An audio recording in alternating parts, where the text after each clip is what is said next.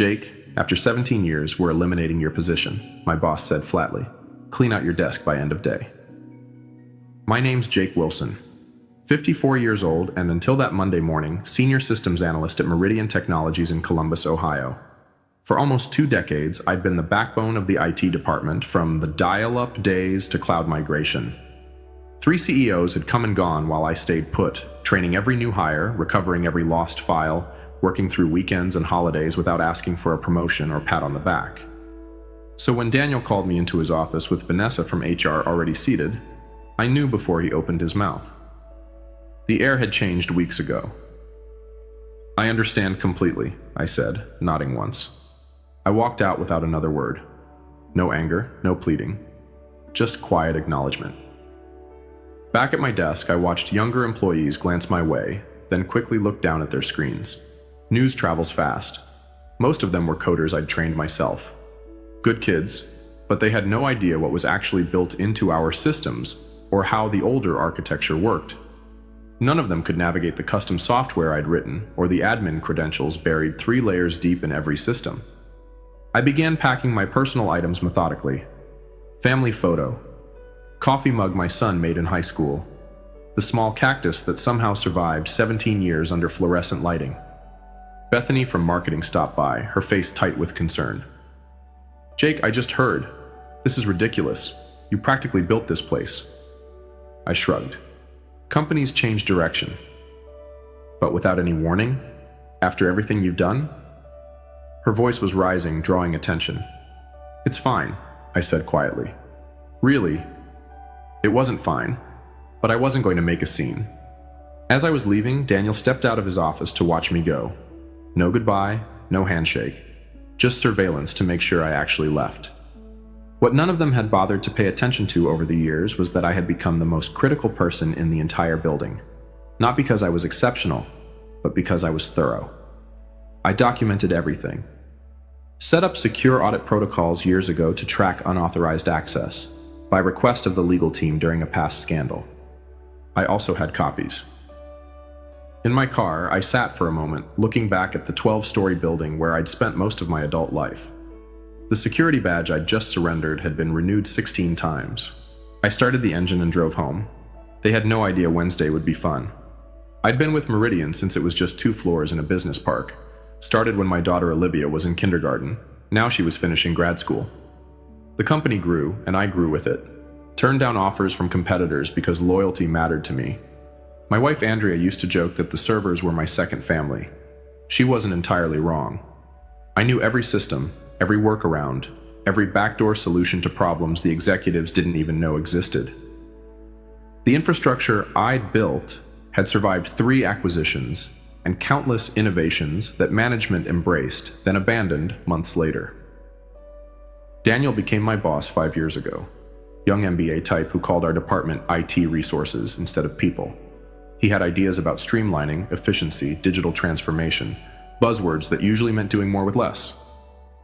At first, I tried to help him understand our systems, the complexity buried under years of growth and adaptation. We need to future-proof, he'd say in meetings, looking right past me. 6 months ago, he brought in a consultant named Jason Phillips. Expensive suit, firm handshake, Stanford degree displayed prominently on his LinkedIn profile. They'd huddle in conference rooms, speaking quietly whenever I walked by. 3 months ago, I noticed my access permissions being quietly modified. Nothing obvious, just small changes to administrative controls. I could have protested, but instead I watched. Documented. You seem distracted lately, Andrea said one night as we sat on the porch. Is everything okay at work? I nodded, sipping my beer. Just changes. Nothing I haven't seen before. But these changes felt different. I was being sidelined in meetings. Emails about system upgrades stopped including me. Younger team members were assigned to projects I would normally handle. Then I found it, a company-wide memo about modernization initiatives that had never been shared with me. It outlined a complete restructuring of the IT department under new leadership, Jason Phillips. My position wasn't even on the organizational chart. That same day, I discovered something else. While running a routine security scan, one of those background tasks no one else bothered with anymore, I noticed unusual patterns in our financial software. Regular transfers to a vendor I didn't recognize. Apex Solutions Group. A quick search showed it was registered just last year with a business address that led to a UPS store. The authorized payments had started small but were growing each month. I didn't say anything, just noted it, copied the records, and continued watching. Sometimes the quiet man in the corner sees everything precisely because everyone thinks he sees nothing. The morning after I was let go, I sat in my home office staring at my personal laptop. No alarm had woken me. No commute waited. Just silence and the weight of what had happened. Andrea brought me coffee, placing it beside me without a word. After 19 years of marriage, she knew when I needed space. "I'm going to the store," she said eventually. "Need anything?" I shook my head. After she left, I unlocked the bottom drawer of my desk and pulled out a flash drive, one of several I kept secure. Company policy strictly prohibited removing data, but years ago, when the legal team needed an audit system for tracking potential insider threats, I'd been clear about needing off-site backups. They'd signed off on it, then promptly forgotten. I plugged it in and began reviewing the files. Internal emails, meeting minutes I shouldn't have had access to, financial records that normal employees would never see. There it was, a full history of payments to Apex Solutions Group, nearly $1.8 million over 18 months. The approval chain led directly to our CFO, Brian Wilcox. I dug deeper, cross-referencing dates and figures until the pattern emerged. The payments aligned perfectly with a series of software license renewals for systems we used company-wide. But the amounts were inflated, sometimes by 15%, sometimes by 20%. Small enough not to raise immediate flags, large enough to add up. I pulled up the business registration for Apex Solutions Group. The listed owner was Thomas Wilcox. A quick social media search confirmed what I suspected: Brian's brother-in-law. They were siphoning company funds through fake markup on legitimate expenses. I leaned back in my chair, feeling something shift inside me.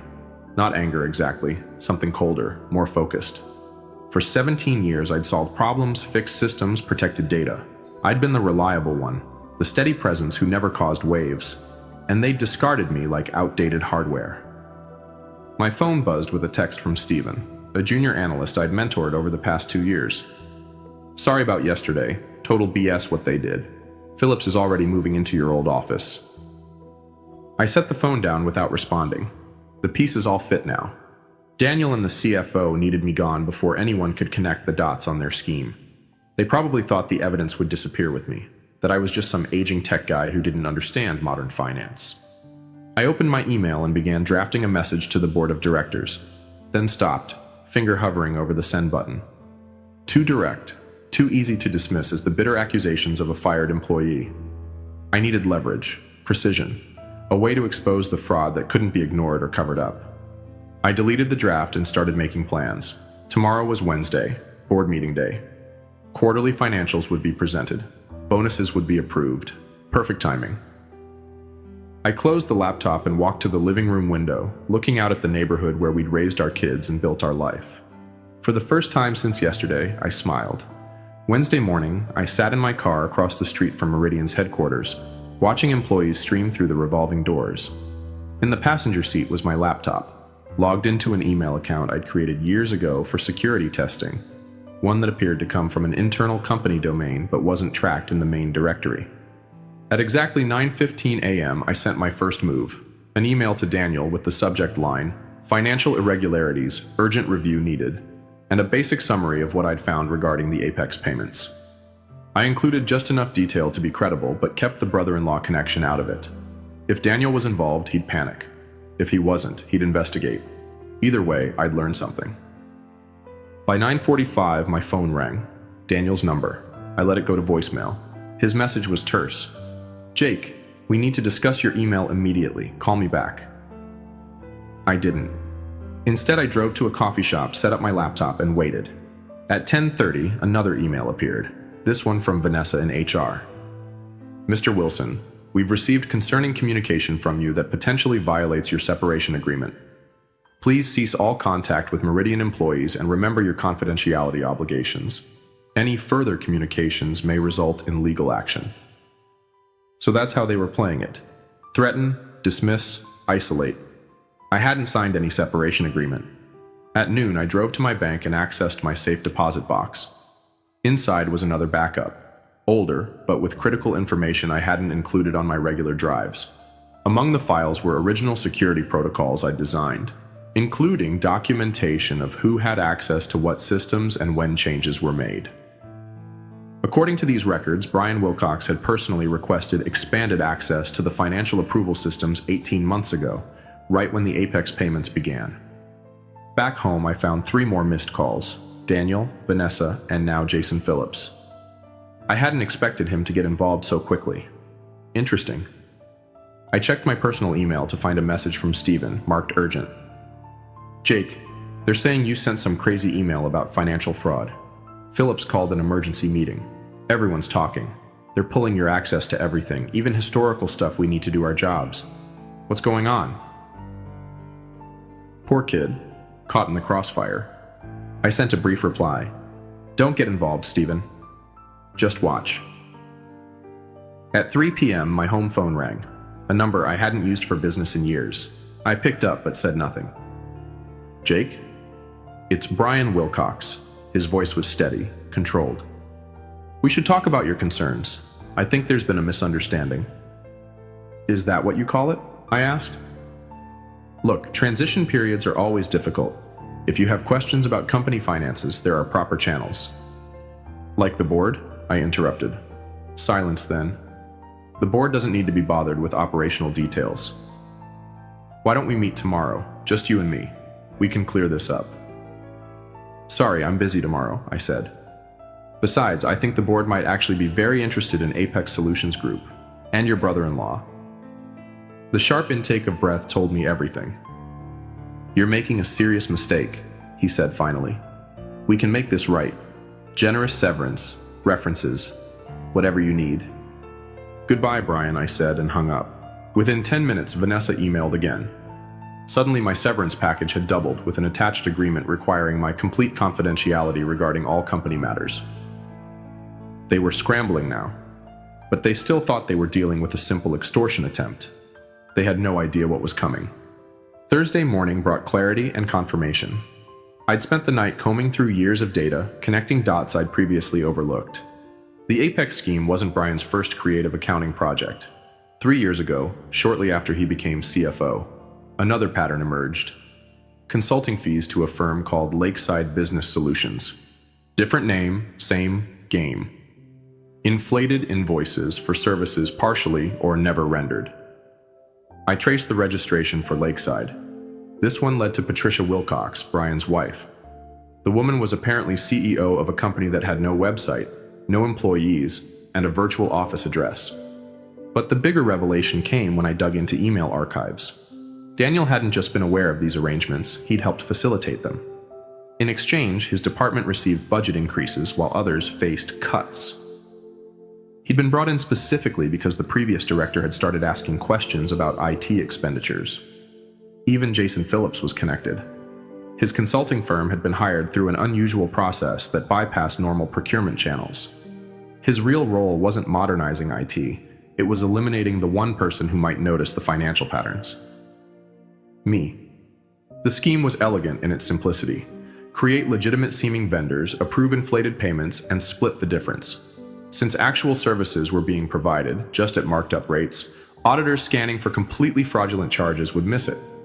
Over 3 years, they'd diverted nearly $4.3 million. I gathered everything into a comprehensive report, spreadsheets showing the pattern of increases, business registrations linking the companies to Brian's family, email exchanges showing Daniel's knowledge and participation. Then I did something they wouldn't expect. I contacted Robert Chen, a board member I'd worked with years ago during a security implementation. He was semi-retired now, but still attended quarterly meetings. Jake Wilson, he said, answering on the second ring. Long time. Heard you left Meridian. Not by choice, I replied. Robert, I need 15 minutes of your time. It's important. Silence then.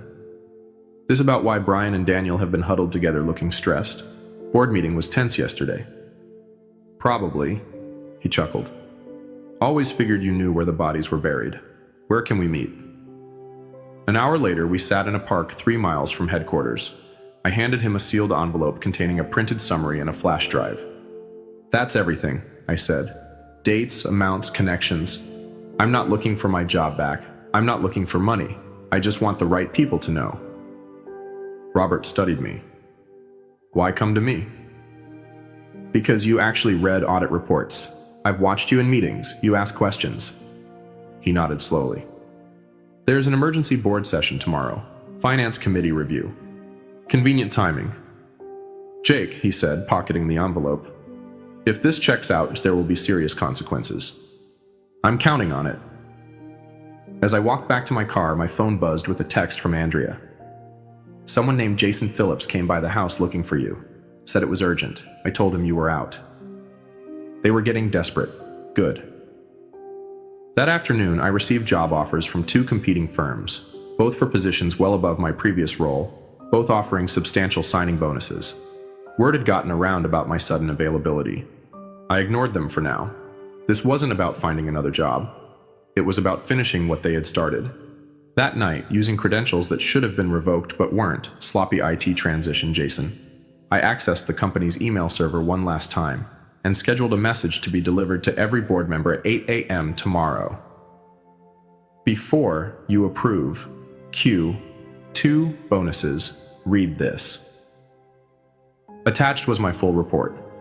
Friday morning dawned clear and bright. I sat on my porch with coffee, watching the neighborhood wake up. No alarm clock, no commute, just waiting. At precisely 8 a.m., my scheduled email delivered its payload to the board members. By 8:17, my phone began to ring. Numbers I didn't recognize, likely board members' assistants scrambling to reach me. I let them all go to voicemail. At 9 a.m., the Emergency Finance Committee meeting would begin. Robert Chen would be there with my documentation in hand, watching reactions as my email was discovered and discussed. At 9:32, Stephen texted, "Police are here. Wilcox and Daniel being questioned in conference rooms, Phillips looking sick. What did you do?" I didn't respond. The wheels were turning exactly as I'd anticipated. By 10 a.m., Meridian's general counsel called.